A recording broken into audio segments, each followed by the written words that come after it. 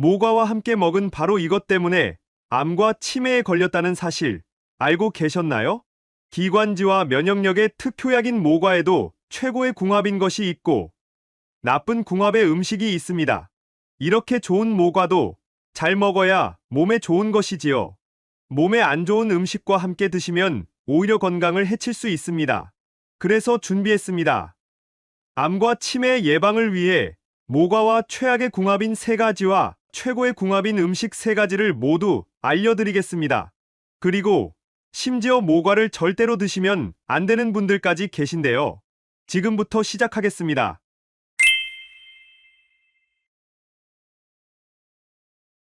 안녕하세요. 여러분의 꾸러기 건강닥터입니다. 아직 구독 안 하신 분들 계신가요? 지금 바로 구독과 좋아요 꾹 눌러주세요. 소중한 분들께도 많이 공유해주시고 꾸러기 건강닥터 많이 소개 부탁드려요. 앞으로도 최고의 건강 정보만 전해드리겠습니다. 모과를 보고 3번 놀란다는 말 들어보셨나요? 첫 번째로 모과가 너무 못생겨서 깜짝 놀라고, 두 번째로 모과의 향이 정말 좋아서 놀라고, 마지막으로 모과의 시고 떫은 맛 때문에 놀란다고 하는데요. 그런데 지금부터는 네 번째로 한 번 더 놀라셔야 합니다.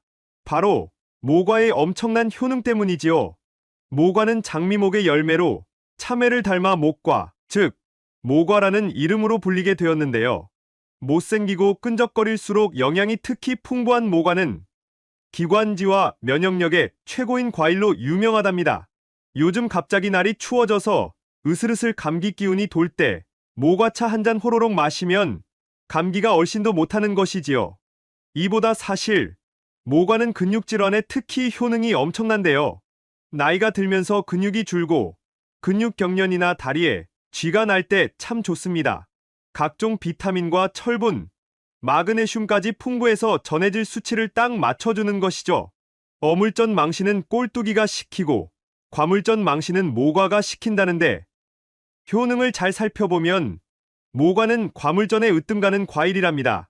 그런데 여러분, 이렇게 건강에 좋은 모과도 같이 먹으면 건강을 해치는 음식들이 있다는 사실 알고 계셨나요? 그럼 지금부터 모과와 함께 드시면 암과 치매 예방에 나쁜 최악의 궁합인 세 가지와 우리의 수명을 건강하게 연장시킬 수 있는 최고의 궁합인 음식 세 가지를 함께 알아보겠습니다. 첫 번째로 최악의 모과 음식은 바로 달달한 모과청과 모과를 계피와 시럽으로 굳힌 모과전과입니다. 최근 들어 동장군이 기승을 부려 날이 부쩍 차가워졌는데요. 이때 면역력을 챙기고 감기와 기침 예방을 위해서 모과청으로 달달하게 차를 드시고 간식으로 모과전과를 드시는 분들이 참 많으십니다. 물론 모과에 가득한 비타민C와 구연산, 유기산들이 기관지에 직접 작용해서 매우 뛰어난 효능이 있습니다. 또한 면역력을 쑥쑥 높여주니 요즘처럼 일교차가 심할 때에 꼭 챙겨 드셔야 하지요. 게다가 바로 이 성분들이 몸속의 신진대사를 돕고 항산화 작용으로 몸속의 피로물질인 젖산을 딱 제거하기 때문에 몸의 활력을 되찾고 피로를 가시게 하니 최고입니다. 그런데 이렇게 좋은 모과라도 모과청과 모과전과로 드시면 안 되는 것이죠. 여기서 질문이 참 많으실 텐데요. 모과의 유기산이 치아를 손상시킨다고 해서 일부러 꿀이나 설탕에 절여 드시는 분들도 계시지요? 맞습니다. 시럽으로 모과를 코팅해서 드시면 모과의 시큼한 유기산이 치아의 범랑질을 손상시키지 않으니 좋습니다. 또한 모과와 계피가 참 좋은 궁합이라 모과전과에도 계피를 넣어 드시는데요. 모과와 계피, 시나몬은 함께하면 영양의 시너지를 주는 엄청 좋은 조합의 식재료이지만 문제는 바로 설탕, 당분입니다.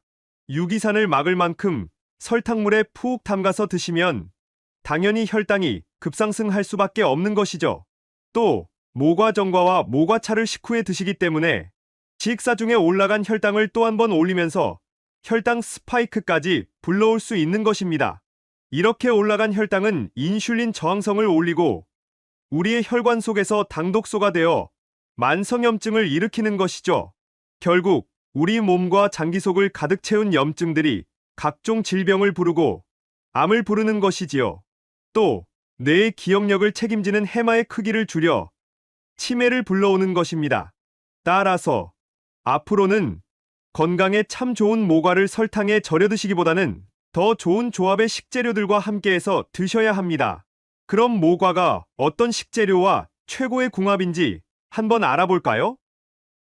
여기서 첫 번째로 추천드리는 모과와 최고인 식품은 바로 생강입니다. 생강과 모과는 정말 두말할 필요 없이 최고의 궁합입니다. 모과와 생강의 비타민과 사포닌이 함께하면 그 효능을 2배로 늘려줄 뿐만 아니라 살균 효과까지 더해주는데요.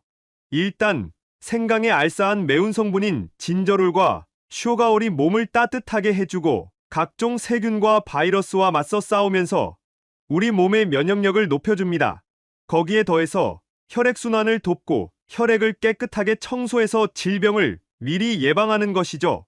이 모든 효능을 모과와 함께 하시면 엄청난 시너지를 발휘하니 반드시 모과와 생강을 함께 챙겨 드셔야 하는 것이랍니다. 생강의 강한 약성을 모과의 구연산이 균형을 맞춰주고 반대로 모과의 시큼한 맛을 생강의 알싸한 맛이 적절히 맞춰주니 맛은 물론 영양적으로도 최고의 찰떡궁합이랍니다. 잠깐 모과가 건강에 좋다니 건강을 위해 모과의 과육을 드시려고 하면 퍽퍽하니 먹기가 어렵지 않으셨나요? 사실 모과는 식감이 좋지 않아 식용으로 드시기보다는 편으로 썰어 말린 후에 약재로 많이 사용됩니다. 그런데 여기서 집중! 우리 구독자님들을 위해 최고의 레시피 팁을 챙겨드릴게요. 모과 특유의 진한 향기는 끓여서 차로 우려 드시면 배가 되는데요. 다른 차와 달리 조직이 단단해서 끓여서 드셔야만 그 향기와 영양의 진가를 보실 수 있답니다. 모과를 2mm 정도로 얇게 썰어 생강과 함께 말려두셨다가 한쪽씩 넣고 끓이시면 빨간 홍차빛을 띤 기적의 영양 가득 면역력의 최강인 모과차가 되는 것이죠. 또한 에너지의 흡수를 극대화하기 위해서 설탕 대신 꿀을 조금 넣어 드시면 더 맛있게 드실 수 있답니다. 그럼 여기서 두 번째로 모과의 최악인 것은 바로 모과씨입니다. 가끔가다 모과의 약성분을 모두 챙겨 드시기 위해서 일부러 모과의 씨까지 통째로 끓여 드시는 분들이 계십니다. 잠깐! 모과의 씨는 절대로 드시면 안 됩니다. 모과 씨에는 아주 소량이긴 하지만 청산, 아미그달린 독성분이 들어있기 때문인데요. 따라서 현기증이나 심각한 두통을 유발하고 인체에 매우 해로울 수 있습니다. 사실 모과는 약성이 매우 훌륭하여 하나도 버릴 것이 없는 과일인데요. 모과의 과육은 소화기관을 튼튼하게 해주고 몸에 열이 모여 화병처럼 속이 답답한 분들께도 참 좋습니다. 게다가 모과의 가지와 뿌리는 다리에 쥐가 자주 나고 근육 경련이 심할 때 달여서 한의학 재료로도 사용되어 왔는데요. 예로부터 모과의 예쁜 꽃은 피부의 미백과 주름 개선에 매우 훌륭한 효과가 있어서 화장품과 팩의 원료로도 사용되어 왔답니다. 또 잘 익은 모과의 아름다운 향기는 마음을 편안하게 안정시켜주는 심신안정의 특효라 거실이나 방에 두시고 방향제로 쓰기도 하시지요. 하지만 모과의 씨는 조금이지만 청산이 들어 독성이 있으니 되도록이면 씨와 씨방의 부위를 제거하고 드셔야 하니 꼭 기억해주세요. 그럼 여기서 모과와 최고의 궁합인 두 번째 식품은 바로 소고기입니다. 모과를 드시면 시큼한 맛에 깜짝 놀라지 않으셨나요? 맞습니다. 이게 바로 모과의 유기산인데요. 모과 속 유기산이 몸속에서 혈액순환을 돕고 온몸의 손발끝까지 피가 돌 수 있도록 하는 것이지요.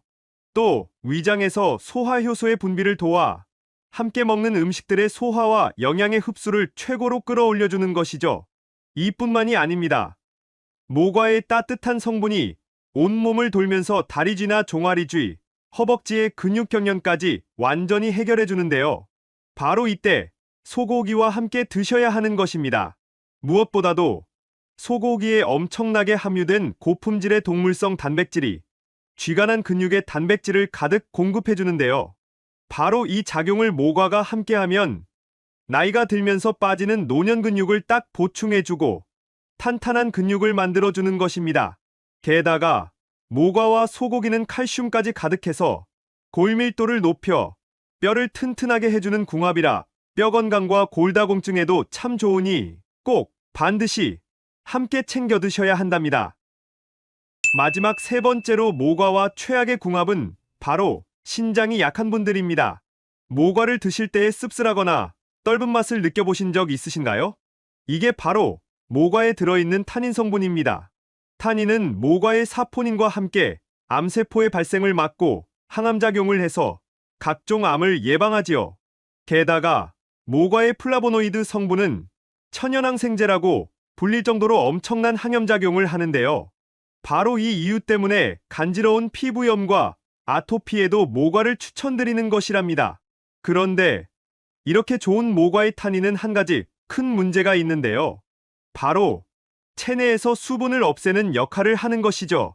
타닌이 몸속에서 수분을 딱 빼앗아가니 설사약으로 쓰일 만큼 효능이 참 좋지만 과하면 변비를 일으키고 장경색까지 일으킬 수 있습니다.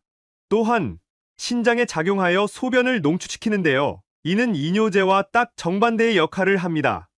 소변에서 수분을 빼앗아가면 소변이 농축되어 요산의 농도가 높아지고 신장에 큰 무리를 주게 되는데요. 결국 신장결석, 요로결석, 신장염과 암까지 이어질 수 있는 것입니다.